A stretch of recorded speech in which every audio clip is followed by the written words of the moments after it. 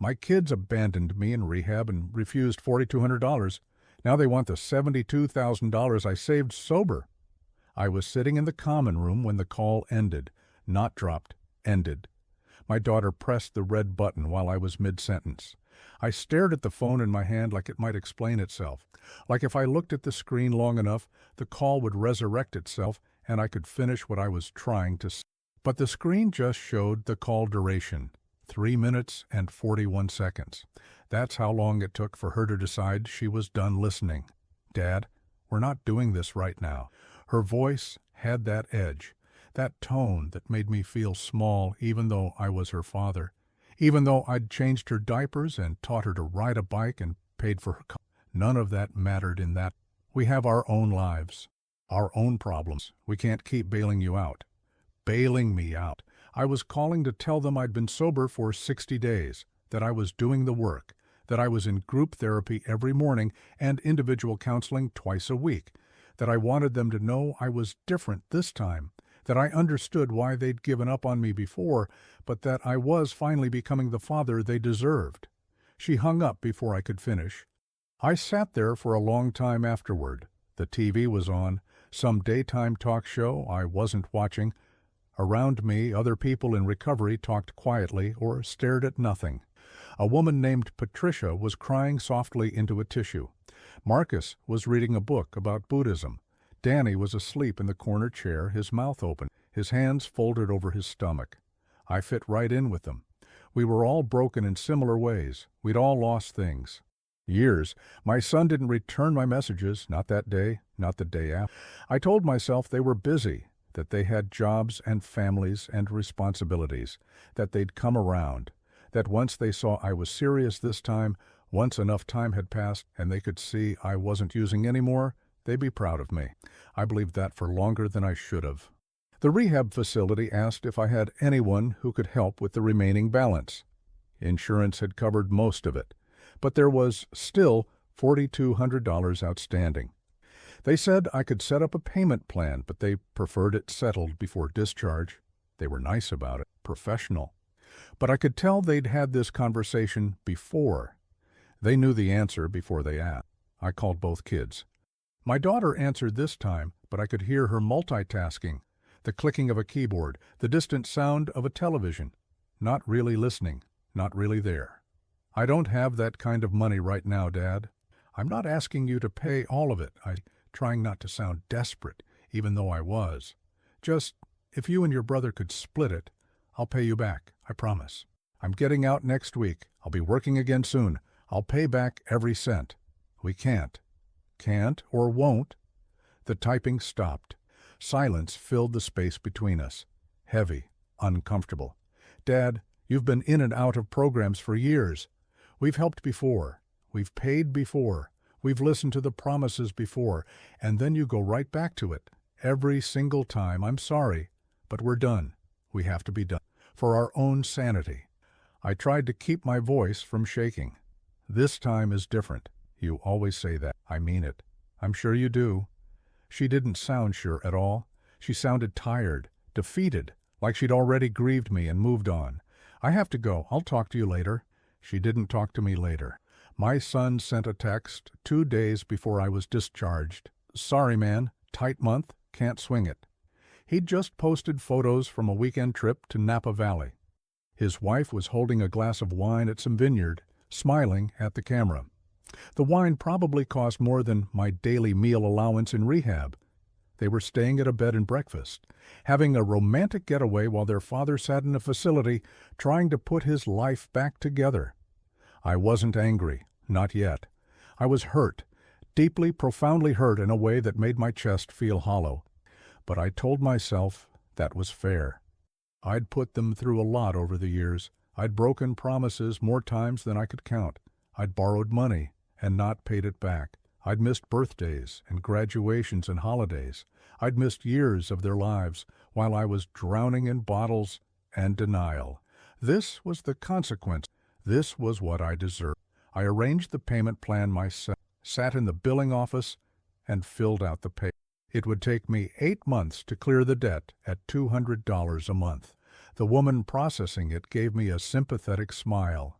I signed the papers, packed my things into a plastic garbage bag they'd given me, and left the facility on a Tuesday morning in November. No one picked me up. I'd asked. They'd both said no. I took a bus to the nearest town, and then another bus across the city. It took 3 hours to get where I was going. I watched the city pass by through smudged windows and thought about how small my life had become. Random drug tests, mandatory house meetings, chores rotated weekly, no visitors without approval, no alcohol anywhere on the property, not even mouthwash with alcohol content. I didn't mind. Structure was good. Structure kept me alive. I got a job within 2 weeks. Nothing glamorous, nothing I could brag about. Stocking shelves overnight at a big box retail. Third shift, 10 p.m. to 6 a.m. It paid $13 an hour. I worked 40 hours a week, sometimes more when they needed coverage. I kept my head down, showed up 15 minutes early for every shift, never complained, never called in sick. I learned where everything went. I memorized the inventory system. I became invisible in the best possible. Every morning I woke sober felt like a small miracle. Every night I went to bed without a drink felt like winning. I thought about it constantly, drafted texts in my head that I never sent, imagined conversations where I told them about my progress and they told me they were proud, but I didn't actually reach out. I wanted to prove to myself first that I could stay clean, that I could build something stable before I asked them to believe in me again. I opened a new bank account, a savings account. I'd never had one before. Every paycheck, after taxes and the deductions for the rehab payment plan, I put aside what I could. $20 some weeks, $30 if I skipped eating out, $50 if I picked up extra shifts. The number grew slowly, painfully slow, but it grew. By month 3, I had $400 saved. I'd check the balance on my phone and stare at it disappear. $400, more money than I'd had in years. By month 6, $1,000. I paid off the rehab bill in 7 months instead of 8. I remember the day I made the final payment. I went to the billing office in person with the same woman who'd processed my payment plan smiled when she printed out a receipt that said paid in full, and I took it to my car and sat there in the parking lot and cried. Not sad crying, something else. Relief, maybe, or disbelief that I'd actually done it. I started thinking maybe I could do other things too. Maybe I wasn't as broken as I thought. The day shift manager, a woman named Gloria, who had worked there for 20 years, told me I was reliable, that I showed up, that I didn't cause problems. You'd be surprised how rare that is, she said. I didn't tell her I was in recovery, didn't tell her about rehab or the sober house or any of it. I just smiled and said, thank you, and meant it. I moved out of the sober house and into a small studio apartment 3 months later. It wasn't much, 400 square feet. The carpet was old, ink dripped, but it was mine, just mine. I signed the lease with a shaking hand and carried my belongings up 2 flights of stairs in 3 trips. I bought a second-hand couch from a thrift store, a coffee maker from Target. I started cooking my own meals, rice and beans, chicken breast, vegetables when they were on sale. I learned to make things straight. I still went to meetings 3 times a week, sometimes more if I felt shaky. There was a group that met on Tuesday evenings in a church basement. We sat in a circle on folding chairs and drank bad coffee and told the truth. I didn't feel shaky often anymore, but I went anyway. Because the meetings weren't just about staying sober. They were about staying connected to people who understood. I thought about calling my kids all the time. Every holiday that passed without hearing from them hurt. Every birthday I spent alone felt like confirmation that I'd destroyed something that couldn't be repaired. I wanted to tell them I was doing better, that I had a place, a job, that I was someone they could be proud of, that I was someone who deserved a second chance. But every time I got close to dialing, I remembered my daughter's voice. We're done. So I waited. I figured they'd reach out when they were ready, when enough time had passed, when they could see I wasn't the same person I used to be. I didn't realize how long I'd be waiting. That I should apply. I almost didn't. Imposter syndrome is real and powerful. I didn't think I deserved it, didn't think I was qualified. But Tom insisted. He drove me to the interview, waited in the parking lot while I went inside. They hired me 3 days later. The pay was $22 an hour, full benefits, health insurance, dental, vision, paid time off, a 401k with company matching. I sat in the HR office while a woman with kind eyes explained the benefits package, and I tried not to cry in front of her. I nodded and signed forms and shook her hand and managed to hold it together until I got back to Tom's car. Then I lost it. I sobbed in the passenger seat while Tom patted my shoulder and didn't say anything. He didn't need to. He understood. I'd never had benefits before, never had a retirement account, never thought I'd live long enough to need one, never thought I'd be the kind of person who had a 401k. Now I did. I maxed out my savings contributions. I lived cheap, cheaper than I needed to. I didn't go out, didn't date, didn't buy things. I worked, I saved, I went to meetings. My life was small and simple, and mine. By the 2-year mark since leaving rehab, I had $18,000. By year 3, $32,000. I kept thinking I'd hear from my kids. A birthday text, a Christmas card, a random message saying they'd been thinking about me. Something, anything, nothing. I didn't reach out either. I told myself I was giving them space, that I was respecting their boundaries, that they'd come to me when they were ready. Really, I think I was afraid they'd reject me again. Afraid that even now, even sober, even stable, even successful, I still wouldn't be enough. That the damage I'd done was permanent. She was in her 50s, wore colorful scarves, and had a way of asking questions that made me actually think instead of just responding. She asked me a lot about my kids in those.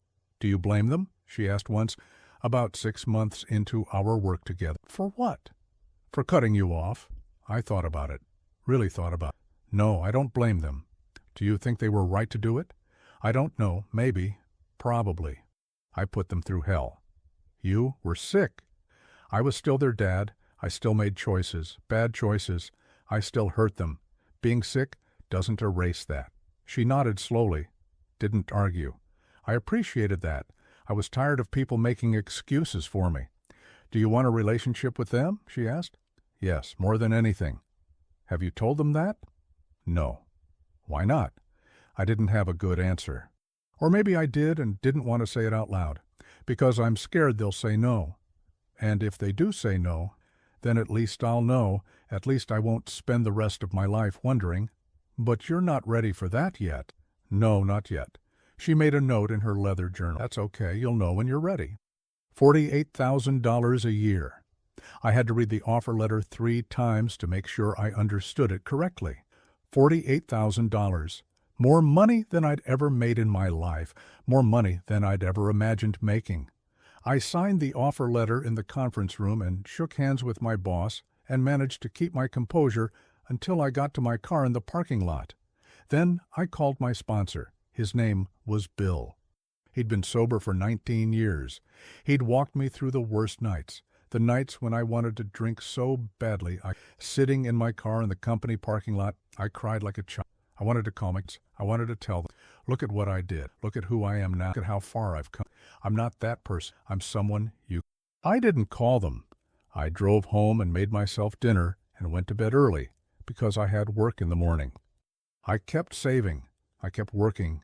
I kept going to meetings. I kept seeing Dr. Martinez. I thought about my kids every single day, wondered what they were doing, if they were happy, if they ever thought about me, if they ever wondered how I was doing. I wondered if they assumed I was dead, if they'd made peace with losing me. I wondered if they'd be surprised to know I was alive, that I was thriving. The call came on a Wednesday afternoon, 4 years and 2 months into my sobriety. I was at work fixing a leaking pipe in the second-floor bathroom. Phone rang. I almost didn't answer because I didn't recognize the number and I was elbow-deep in work. But something made me wipe my hand. I hadn't heard it in 4 years. It hit me like a physical force. I had to sit down on the bathroom floor. "Hi." My heart was pounding so hard I could feel it in my throat. "Hi, sweetheart." "How are you?" "I'm good. I'm really good. How are you?" "I'm okay." She sounded nervous, tentative, like she wasn't sure how this would go. I wanted to call. It's been a long time." It has. I'm sorry about that. I should have reached out sooner. It was complicated. I didn't know what to say. I'd imagined this conversation 1,000 times over the past 4 years, planned out what I'd say, how I'd react. Now that it was actually happening, I couldn't find any of those words. It's okay, I said, even though it wasn't. Even though it had hurt more than anything in my life. No, it's not.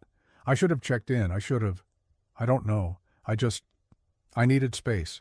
We both did. Me and your son. We needed to protect our son. And I did. I really did.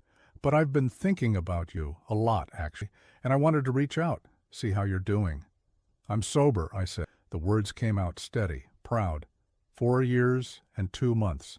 Silence on the other end. Long enough that I thought maybe the call had dropped. Really? Really? That's amazing, Dad. That's incredible. Thank you. Are you working? Yeah, I've got a good job. I'm a facility supervisor. I have benefits. Savings. I've got my own place. A car. Wow. She sounded genuinely surprised, maybe even impressed. That's really great. I'm so happy for you. We talked for 20 minutes. She told me about her life, her job working in marketing for a tech company, her husband, Jason, who I'd met twice before I went to rehab. She said my son was doing well. He'd gotten another promotion, had a second kid, a daughter named Emma. I was a grandfather again and didn't even know it. Before we hung up, she said, "We should get together, maybe dinner or something, if you want to." I'd like that a lot. Okay, good. I'll text you. We'll figure something out. I love you, Dad. I hadn't heard those words in 4 years. They broke something open in me. I love you too, sweetheart. She did text me. 3 weeks later. We set a date for the following month at a restaurant neither of us had been to before. Neutral territory. I was nervous, excited, terrified. I bought new clothes for the occasion, got a haircut, spent the entire day before the dinner cleaning my apartment, even though they weren't coming over. Her husband was traveling for work. She said it was awkward at first, strained. We made small talk about traffic and the menu. My grandkids stared at me like I was a stranger, which I was. The older one, Michael, was 7 now. The last time I'd seen him, he was 3. He didn't remember me, but it got easier as the night went on. The wine helped them. I drank water and didn't comment on their drinking. We talked about safe topics, their jobs, the kids' schools, my work. They asked about my life. I told them about my job, my apartment, my car. I didn't mention the savings. Didn't want to sound like I was bragging. Didn't want them to think I was trying to prove something, even though I was. They seemed proud of me. Surprised, but proud. When we left the restaurant, my daughter hugged me. Really hugged me. Not a polite side hug, but a real embrace. My son shook my hand. It felt formal, but it was something. It felt like a beginning. Like maybe we could rebuild this. Like maybe I hadn't lost them forever. A 4th of July barbecue at my son's house. Thanksgiving. I said yes every time. I showed up early, brought gifts for the kids, helped with dishes, made myself useful, made myself someone they'd want to have around. I felt like I was getting my family back, like I'd earned my way back in through sheer force of consistency and sobriety. I should have known better. I should have seen it coming. We were having coffee on a Saturday morning, just the two of us. She'd suggested it. Called me up and asked if I wanted to meet. I thought maybe she wanted to talk. Bond. Make up for lost time. I was happy, grateful. We met at a Starbucks near her house. She ordered something complicated with extra shots and caramel. I got a black coffee.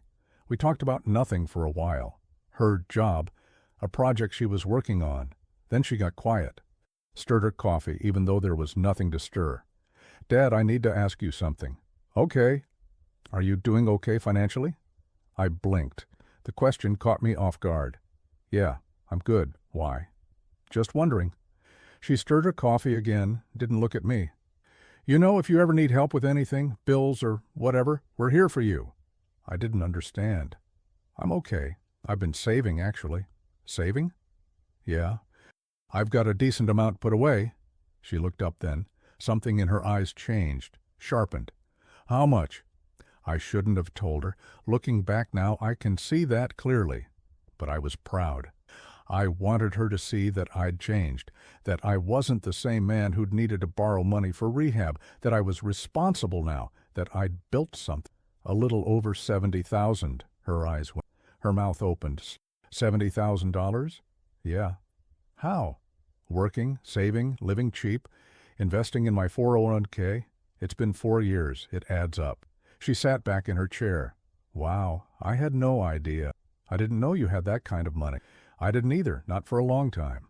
But I've been really careful with it. She smiled, but something was off. Something I couldn't quite name. A calculation happening behind her eyes.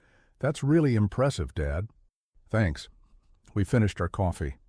Talked about other things, her husband's new job, my work. But I could feel it, a shift. Subtle. Barely there, but present. The energy had changed. We found a place we really love. Perfect neighborhood. Good schools for the... That's great. Yeah. The thing is, we're a little short on the down payment. We have most of it saved, but we're about $30,000 short. The sellers won't budge, and we really don't want to lose this place. I already knew where this was going. I could feel it in my stomach. We were wondering if you could help us out, like a loan. We'd pay you back. With interest, whatever you want, we'd put it in writing, make it official. How much do you need? $30,000. I felt something cold settle in my chest. That strange feeling you get when you realize something you'd hoped wasn't true is absolutely true. That's a lot of money. I know, but we'd pay you back. I swear to God, Dad. You know we're good for it.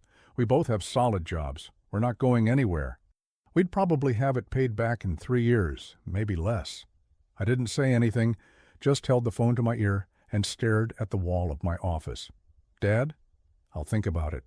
Okay, yeah, of course, no pressure.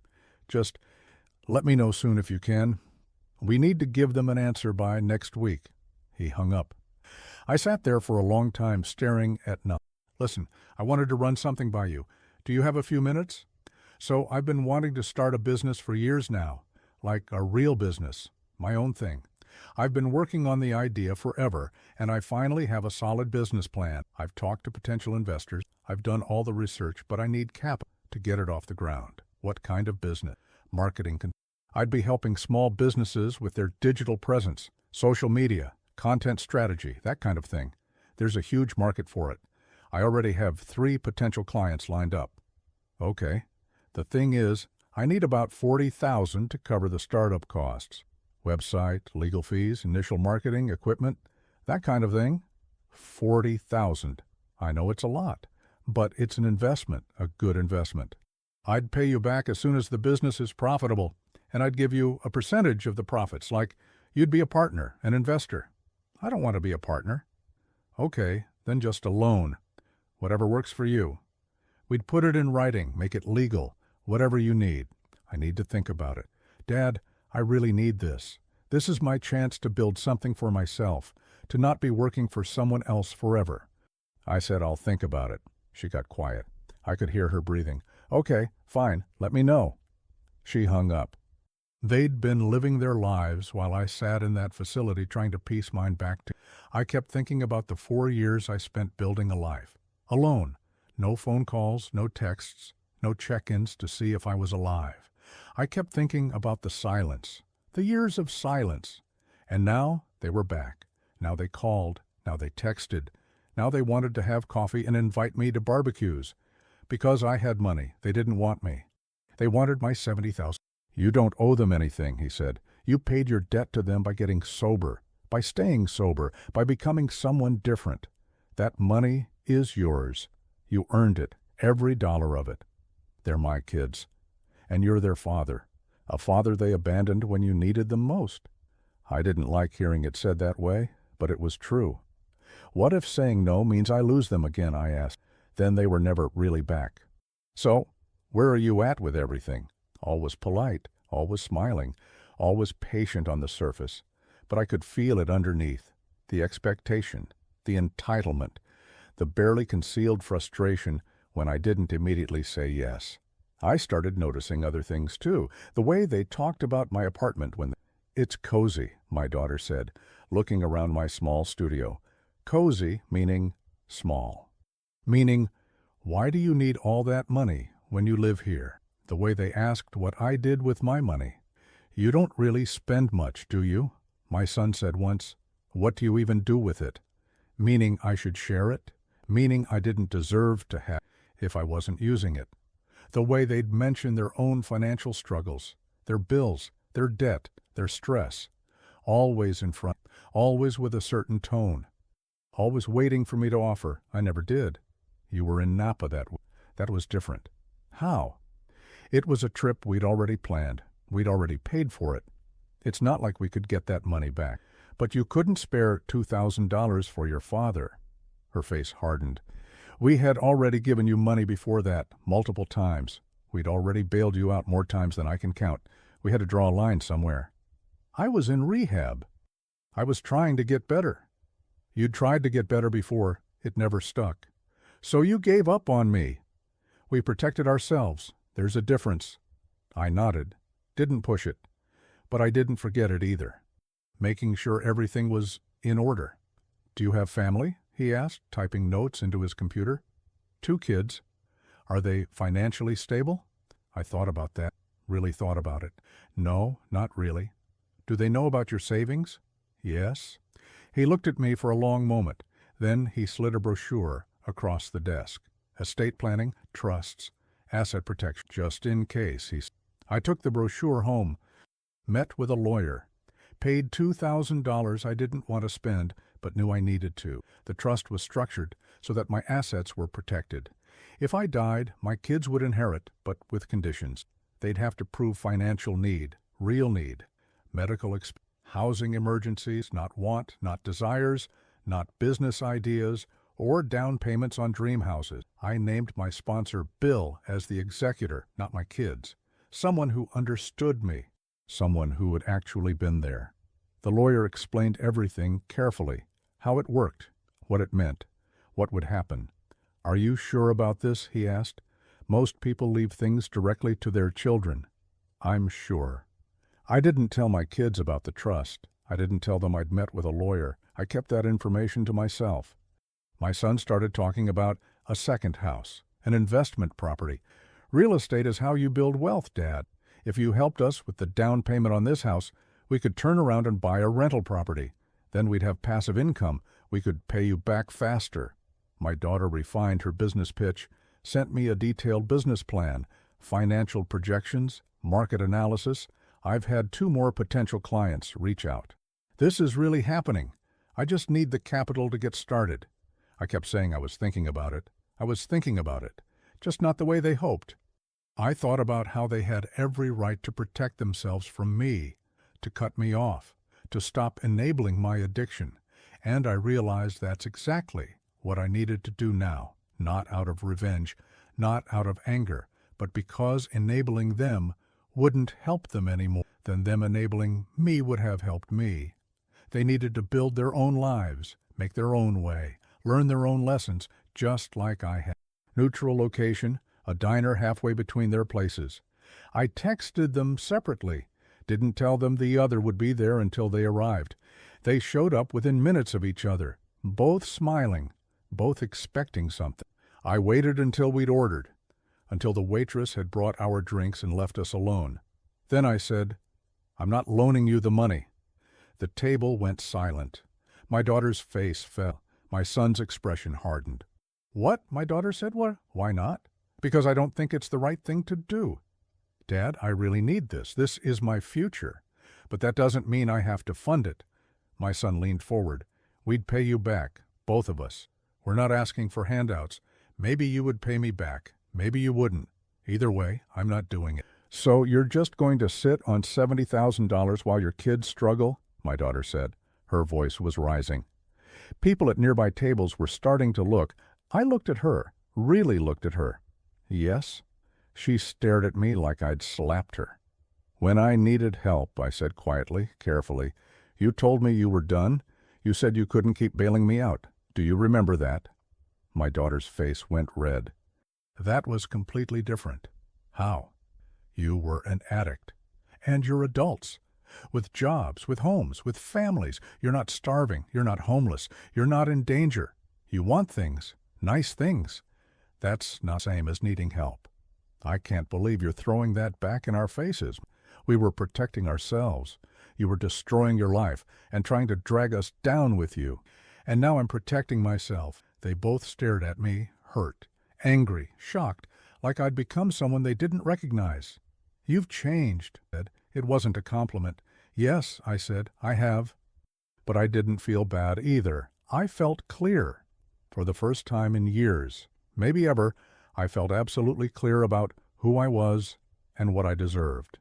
Instead, I felt something I hadn't felt in years, something I barely recognized. Peace, real, genuine peace. And they didn't reach out to me. Learning what? That loving people doesn't mean destroying yourself for them. Not because it meant something, but because it didn't. And that was okay. I don't use. I show up for myself every single day. I keep my promises. I pay my bills. I save my money. I invest in my future. My kids don't call, don't visit, don't ask for money anymore, don't send cards except for that one birthday card that felt more like checking a box than actual care. I don't call them either. Maybe that makes me a bad father. Maybe it makes me selfish. Maybe it makes me cold. Or maybe it makes me someone who finally learned that loving people doesn't mean letting them take everything you've built, that you can care about someone and still have boundaries, that you can want the best for them without sacrificing yourself. I think about them often. I hope they're happy. I hope they're doing well. I hope they learned from this. I hope they grew. But I don't owe them my sobriety. I don't owe them my stability.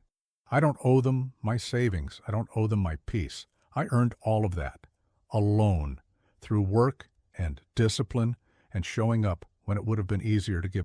And I'm keeping it. Not because I'm angry. I'm not angry anymore. Not because I'm punishing them. That's not what this is. But because I'm finally worth it.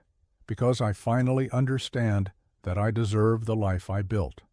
And no one, not even the people I love most in this world, gets to take that from me.